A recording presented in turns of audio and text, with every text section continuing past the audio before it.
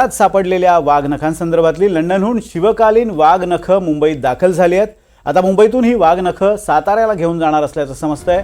ही वाघनखं साताऱ्यातील संग्रहालयात ठेवली जाणार असल्याची माहिती सुधीर मुनगंटीवार यांनी दिली आहे। काही वेळापूर्वीच मुंबईत विमानतळावर या वाघनखांचं आगमन झालेलं आहे। गेल्या काही दिवसांपासून या वाघनखांवरून वाद सुद्धा निर्माण झालेला आहे। इंद्रजित सावंत इतिहासतज्ञ त्यांनी असा दावा केला आहे, ही जी वाघनखं आणली जात आहेत ती शिवरायांनी अफजल खानाचा जो कोथळा बाहेर काढला होता त्यावेळी वापरलेली वाघनखं नाही आहेत आणि त्याचा पुरावा म्हणून त्यांनी लंडनच्या म्युझियमच्या डायरेक्टरचं पत्र सुद्धा दाखवलं होतं आणि त्यानंतर ही आता वाघनखं मुंबईत आलेली आहेत आणि आता काही वेळातच ती साताऱ्याकडे रवाना केली जातील।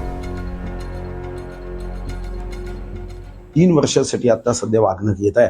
याच्यासाठी कोणतंही शुल्क द्यावं लागणार नाही, भाडं द्यावं लागणार नाही। अतिशय 1 रुपयाचं शुल्क न देता, कोणतेही भाडं न देता हे वाघनख येत आहे। काही लोक गैरसमज पसरवण्याचा प्रयत्न करत होते।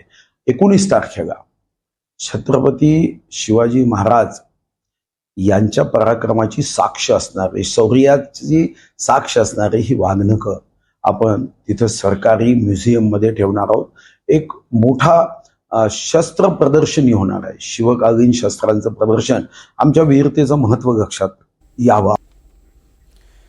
आणि या संदर्भात बोलण्यासाठी आपले प्रतिनिधी अभिषेक मुठाळ आपल्या सोबत आहेत। अभिषेक, खरं तर ही वाघनखं अपेक्षित काळापेक्षा लवकर येत आहेत, काय नेमकी ही कारणं आहेत? कारण एकतर असं सांगितलं जात होतं की लवकरच ही वाघनखं आणली जाणार आहेत, आज येणार आहेत, या संदर्भात कोणतीही पूर्वकल्पना देण्यात आली नव्हती। या गोपनीयतेचं नेमकं कारण काय? यावरून जो वाद होतोय म्हणून ही गोपनीयता पाळली जाते? नक्कीच एकूणच सुरक्षा व्यवस्था जी आहे ती आपल्याला चोख पाहायला मिळाली।